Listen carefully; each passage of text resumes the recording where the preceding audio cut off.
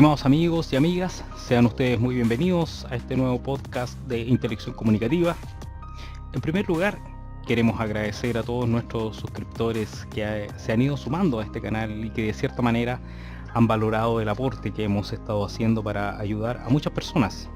a conocer aquellas informaciones que en ocasiones los medios pasan por alto o simplemente no las dicen. En segundo lugar, queremos seguir incentivando a que compartan esta información para que más personas puedan nutrirse de los análisis y los comentarios que hacemos en este canal y que despejan muchas dudas respecto de temas tan controversiales como el que a continuación les presentaremos. En esta ocasión hemos decidido traerles un análisis de la Declaración Universal de los Derechos Humanos, declaración que hemos publicado en nuestro sitio web www.inteligi.cl, donde la podrá leer y quizás, si no la ha leído o analizado antes, ahora podrá obtener una visión más objetiva de su contenido. Para comenzar, la Declaración Universal de los Derechos Humanos se compone de 30 artículos y estos se centran en proteger gran parte de los derechos que la mayoría de las constituciones en el mundo garantizan, entre ellos el derecho a la vida, el derecho a la libertad, a la seguridad de las personas, etc. Pero esencialmente en el primer artículo de la declaración se señala lo siguiente: todos los seres humanos nacen libres e iguales en dignidad y derechos, y dotados, como están de razón y conciencia, de comportarse fraternalmente los unos con los otros. Es decir, esta declaración en su primer artículo reconoce derechos, pero también un deber fundamental de comportarse fraternalmente los unos con los otros. ¿Y qué significa comportarse fraternalmente? Bueno, de acuerdo con la Real Academia de la Lengua, en el diccionario,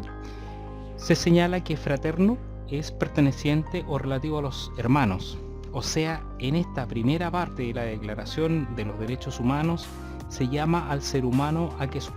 que su comportamiento deba ser fraterno, es decir, entre hermanos en igualdad de derechos y deberes. Por tanto, si no se respeta el derecho del otro, por antonomasia, se produce una transgresión a ese derecho humano.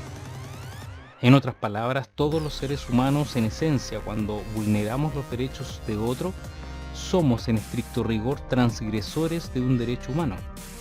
Y en consecuencia, el espíritu de ese artículo de la Declaración establece como norma de convivencia común el respeto a los derechos de unos y otros. Ahora bien, entre todos los articulados en que se reconocen una serie de derechos, el artículo 29 particularmente reconoce los deberes humanos en 3 puntos y que son los siguientes. El primero de ellos dice: toda persona tiene deberes respecto de la comunidad, pero puesto que solo en ella puede desarrollar libre y plenamente su personalidad. Es decir, la Declaración Universal de los Derechos Humanos nos establece que tenemos deberes respecto de la comunidad donde habitamos. Y a su vez, siguiendo con el punto siguiente del mismo artículo, se señala: en el ejercicio de sus derechos y en el disfrute de sus libertades, toda persona estará solamente sujeta a las limitaciones establecidas por la ley, con el objeto o con el único fin de asegurar el reconocimiento y el respeto de los derechos y libertades de los demás, y de satisfacer las justas exigencias de la moral, del orden público y del bienestar general en una sociedad democrática. Es decir, toda persona puede ejercer sus derechos y disfrutar de sus libertades siempre y cuando se enmarque dentro de las limitaciones que la propia ley establece. Y aquí viene la primera pregunta: ¿los derechos humanos tienen límite? De acuerdo a esto, sí tienen un límite, que la misma declaración establece y señala expresamente que esas limitaciones están determinadas por el ordenamiento jurídico de un país, ya que con ello se asegura el reconocimiento y el respeto de los derechos humanos y las libertades de los demás. En otras palabras, mis derechos humanos son válidos mientras no transgreda los derechos humanos del otro. Y finalmente, en este punto, el artículo señala: estos derechos y libertades no podrán en ningún caso ser ejercidos en oposición a los propósitos y principios de las Naciones Unidas. Vale decir, la misma declaración vuelve a establecer un límite en el ejercicio de los derechos, ya que expresamente indica que los derechos y libertades no se pueden ejercer en contra de los propósitos y principios de las Naciones Unidas. ¿Y cuáles son esos propósitos y principios de las Naciones Unidas? Bueno, son varios. Y uno de ellos es el que, por ejemplo, Naciones Unidas no deba intervenir en materias internas que son propias de la jurisdicción de un Estado. O sea,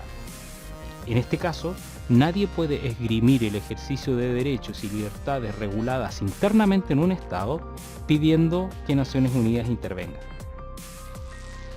Sin embargo, llama aún más la atención el artículo 30 de la Declaración Universal de los Derechos Humanos, ya que dice textualmente lo siguiente: nada en esta declaración podrá interpretarse en el sentido de que confiere derecho alguno al Estado, a un grupo o a una persona para emprender y desarrollar actividades o realizar actos tendientes a la supresión de cualquiera de los derechos y libertades proclamados en esta declaración. Es decir, ni el Estado, ni ninguna persona o grupo de personas podrá suprimir los derechos y libertades proclamados en la declaración. Y acá viene una controversia respecto de que la Declaración Universal de los Derechos Humanos no le entrega derechos a una persona o a un grupo de personas para restringir los derechos y libertades de otro.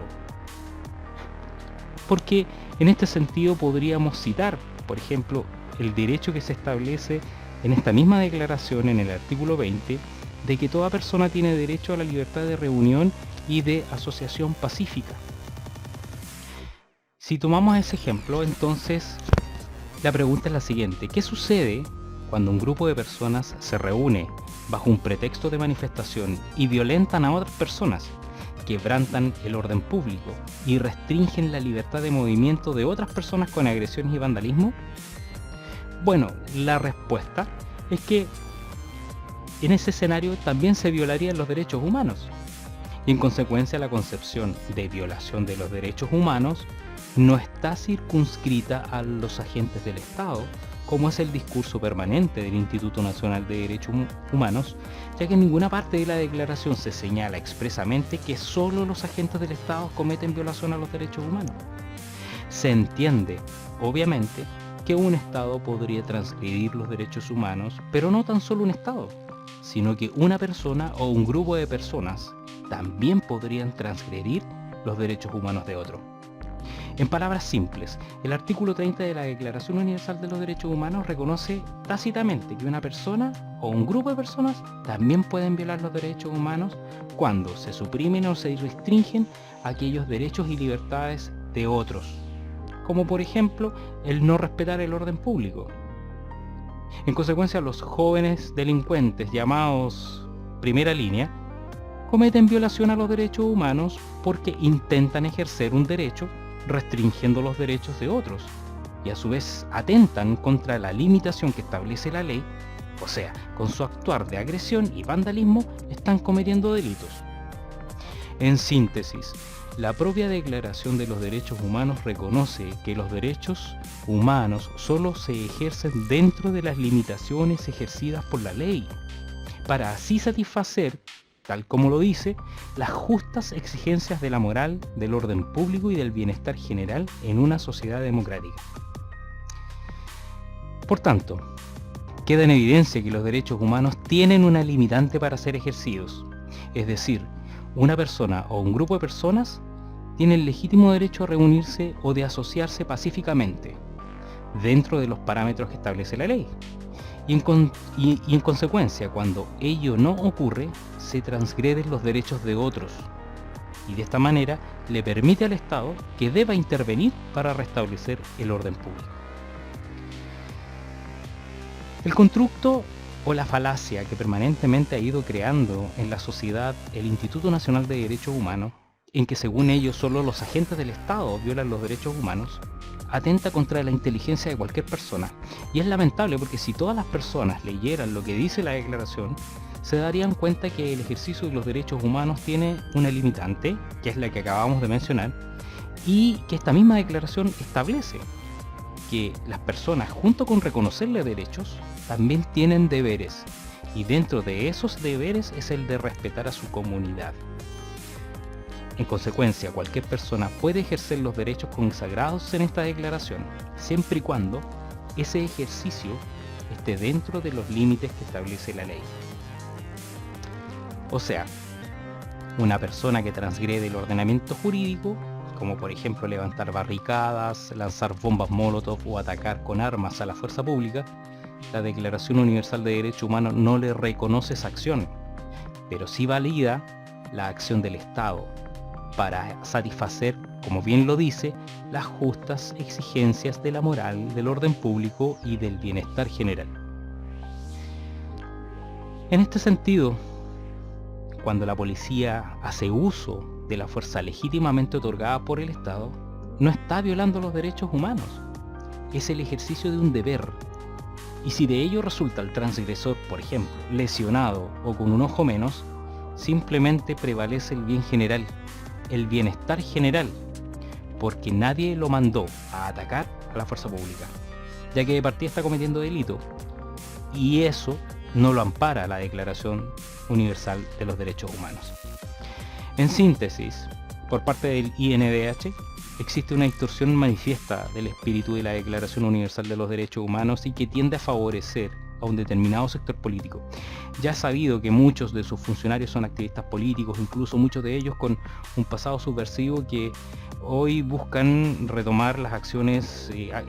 revanchistas para llegar al poder por medio de básicamente el debilitamiento del orden público, de deslegitimar el uso de la fuerza legítimamente reconocida en la Declaración de los Derechos Humanos. Finalmente, es importante que usted que está escuchando este podcast lea los 30 artículos de la Declaración Universal de los Derechos Humanos y se dará cuenta que su contenido no es el que pretende hacer creer el INDH. Si te ha gustado este material, danos un like y te invitamos a suscribirte a nuestro canal de YouTube activando la campanita para recibir notificaciones del material que estamos subiendo. Del mismo modo te invitamos a visitar nuestra página web www.intelige.cl y déjanos un comentario. Soy Eduard Cáliz para Interacción Comunicativa.